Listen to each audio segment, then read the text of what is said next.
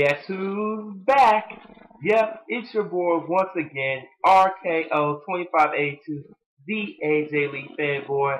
And God, I am so happy to be back doing reviews. I mean, I would have done reviews about a week or two ago, but life got in the way. My laptop had to be in the shop, and it took longer for the fixers to get my laptop to run. I just got my laptop officially back last night, and of course, with AWA Anime Weekend Atlanta this past weekend, I couldn't get on the computer and stuff. I was having too much fun and stuff, and I'll get to more on those towards the end of the review. But right now, let's get Raw review for October the 1st, 2012 for this week started. Alright, so Raw kicked off this week with, of course, your WWE Champion, respect, CM Punk, and not far behind, Paul Heyman. And pretty much, Punk was like getting on about John Cena attacking him last week on Raw, and pretty much like, oh, in this town of Oklahoma, it would be considered no, but in my town of Chicago, it's called cowardice. See what he did there? And, yeah, and then he called Foley a coward and stuff, and then he kept saying, kept asking rhetorical questions. He's like, oh, Foley, you may be nicknamed Foley's David Boyd, like your mom, he teach you some manners. And then, once again, Punk doesn't want to face John Cena at the Hell in a Cell pay-per-view. And then Heyman starts reading the papers of my AJ Lee, your Raw GM, and pretty much, getting on her about the slap after Heyman proposed to my baby. And then, yeah, the board of directors pretty much, saying, yeah, he should think they should remove her from power. Then, who comes? Excuse me! Vicky Guerrero and Dolph Ziggler, come out, and then they were complaining too. They're gonna act like victims too of AJ's power, and Ziggler was pretty much having a sick idea, saying like, what happens if Vicky and Heyman need to join forces? Oh God, if that happens, people, whoo, God help me. But thank God, thank Jesus, AJ Lee as hot as ever, and I wish he was wearing them short pants. Damn it, but still good nonetheless. She was on pretty much she was on probation by the board of directors, so. And she needed an executive coach. And pretty much the dude, I was like AJ the whole like, she need no damn coach. And then D-Bar comes out. I mean, at first I thought it was D-Bar, but then, And then, of course, him and Kane, are arguing. And Kane said AJ's a phenomenal kisser. And then Brian, of course, Kane was saying, I'm the tag team champion. I'm the tag team champion. And then AJ's like, stop it. It was funny, but yeah, I can agree with some of my friends that it kind of went on a little too long. But then she makes the main event for this week. You had CM Punk and Dolph Ziggler going up against tag team champions Team Hell No, Daniel Bryan and Kane. All right, we had another tag team match, part of that number one contenders WWE Tag Team Tournament that kicked off this past Friday on SmackDown. You had Epico and Primo versus Bray and Sin Cara. I actually enjoyed this match, and it's nice to see the tag team division having this big resurge. And I thank you, Triple H. Thank you, Triple H. You got, man. So nice to see the tag team division back to where it should be. And as a good match was, you had of course, double 619, then Carr does a splash, and then Ray does that drop of the dime, I guess it's called. 1, 2, 3, your winners, Ray and Sin Cara, advance, and I can't forget the primetime players was in this match too. So when I watched the new Ion show tonight, they're supposed to be I think Zack Ryder and Santino are supposed to go up against Justin Gabriel and Tyson Kidd, or AKA Airstrike, another match in the tournament. So and the primetime players are supposed to face Kofi and R-Truth this Friday on SmackDown. So there you go. All right, Next match was Bros Clay going up against your U.S. champion that no one cares about, Antonio Cesaro, aka Sagat from Street Fighter, and pretty much once Clay was dominating, Cesaro does a super tiger uppercut. I'll admit that was impressive, even.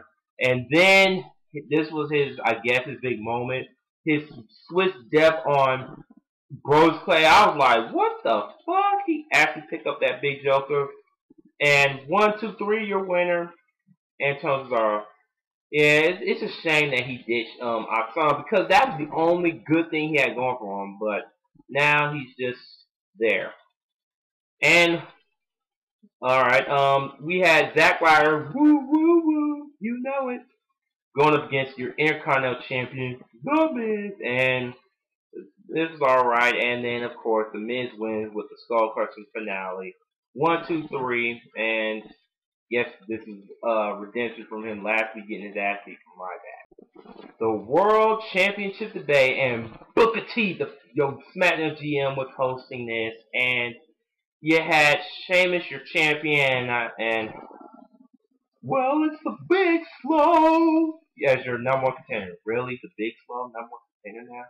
Well, at least it's not Del Rio, but still, it's like another match I'm not gonna look forward to in the world title scene. The world title scene is just, I don't know what to say, y'all. And Show pretty much was saying like this debate shouldn't be needed, it's retarded, it's stupid, and I never thought I'd say this, but I actually agree with Big Show for once. And then Shane was like, no, what made Shane and all that stuff, cracking jokes and stuff, and I didn't like this, you know, they didn't do too many Twitter posts and then that fake tout from Sheamus and stuff, and then Show's like, oh, that's all you want, fake jokes and stuff. And then he knocks the podium, and I'm like, okay, just end this crap. And then pretty much, and then Shane's like, how does it feel? You lost in 45 seconds, Daniel Bryan, and in mine, I beat him in 18 seconds. So, and then Show leaves, and we didn't have a big brawl or nothing, so that was a waste of time. Alright, you had Tenzai, aka Lord Shredder, going up against my boy, Ryback. Be more. And I just, I can't believe, I think out of Tenzai, Ryback screwed up. Yeah, Ryback was supposed to hit the shell shock on Tenzai. I saw the match where he finally hit on Tenzai this past Friday on SmackDown because I missed it because of AWS. And then tonight, this week on Raw, he couldn't do it and he botched it and instead he had to use the clothesline to finish him and stuff. But I think Tenzai screwed up. You can hear Ryback trying to do that right now. Stupid. Trust me, it's there. Watch it again.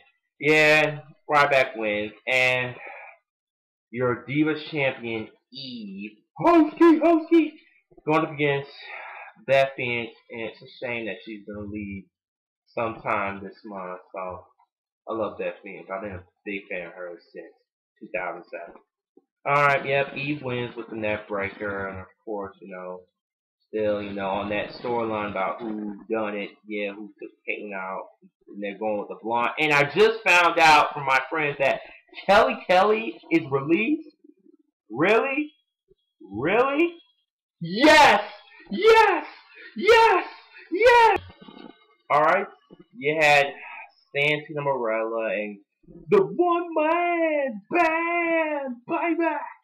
Heath Slater and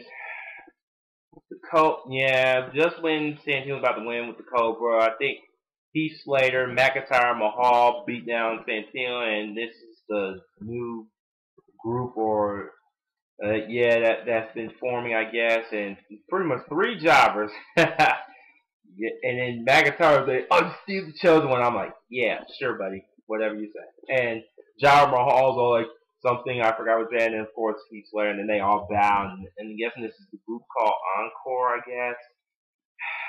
Yeah, I see this being worse in the core. Alright, this was the match of the night, hands down right here. Your World Heavyweight Champion Sheamus going up against my intellectual savior among the masses, Damien Sandow. And this match right here proved that Damien Sandow is a future main event, and Triple H has big things for this man. and it's a great match too. I mean, they really laid it all on the line. But in the end, yeah, after Rose was getting involved in the match, he hits them both with bro kicks. And 1, 2, 3, your winner, Sheamus. And I'm guessing this is Damien Sannow's first loss. All right. Tell me if I'm wrong. And now the moment I've been waiting for, my good old JR Appreciation Night.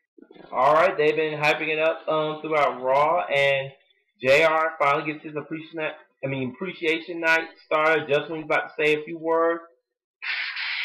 Yep, the WWE champion had to come out. As much as I love Punk, I didn't want him to come out. I was like, this is JR's time. JR's time. And then, and I was thinking like, oh God, please tell me Punk's not gonna try and beat up JR, please. And then Punk was trolling the crowd like, yeah, this is JR's night, JR.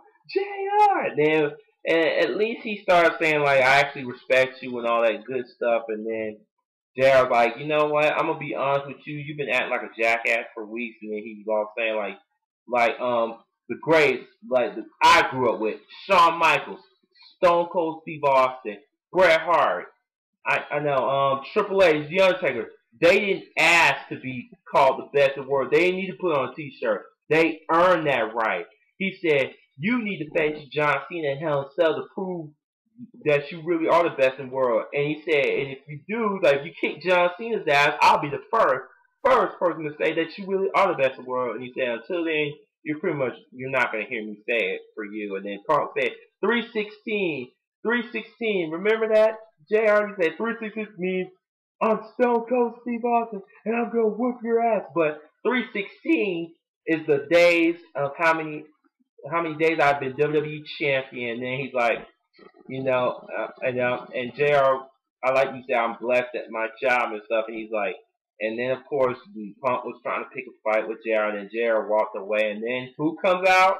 Ryback, who they've been teasing, like I'm guessing a Ryback CM Punk match, maybe at Hell in a Cell since John Cena, injured. But personally, as a big Ryback fan I think it's kind of too soon for Ryback to get this. I know, but they're saying, could he replace John Cena as a big-time babyface? But, I see he's getting a big rap. That reaction he got was the best one he's got yet. And that's how we end that segment. Next, we have, Alberto Del Rio. And going against, boom, Kofi Kingston. And, yeah, this was an alright match, but of course Del Rio wins with the cross-arm breaker, and man, it's a shame that they're treating Kofi like this. All I'm hoping is after this tag tournament, they need to break off Kofi and R-Truth, praying on it. And now, on to the main event. Alright, the main event, you had Team Hell No going against CM Punk and Dolph Ziggler, and it was supposed to be a special guest referee, and my baby AJ Lee as a referee. God, she made up big time for that outfit she was wearing earlier tonight. And I'm like, that's the AJ I know right there. Yeah, alright, enough about that. Yeah, Punk and Daniel Bryan got the brawl started off, and it was awesome. They were pretty much taking the most damage out of this match too. And then I like that double suplex spot. That yeah, that was epic. And then I know that Daniel Bryan did, and he got into the no lock too. And then AJ was pretty much playing her little games, and she, especially as a referee, and she's on probation, she was loopholes. And then she tells Vicky and Heyman that they're out of here. And then Dolph Ziggler leaves because Vicky's gone. And then Punk's like, what the hell, man? And Punk gets choke slammed. 1, 2, 3. Your winners, Team Hell No. And that's how we end Raw for this week. Overall, Raw this week, other than my boys, Team Hell No winning, and of course that epic promo between Punk and JR, Raw was just, yeah, it was alright. It was an alright show, but a lot of people saying it was one of the worst Raws this year, so that's their opinion. Alright, anyways, this is your boy, RKO2582, signing off, and I can't wait to upload more of my AWA footage from this past weekend, and don't worry guys, more videos on the way. Take care.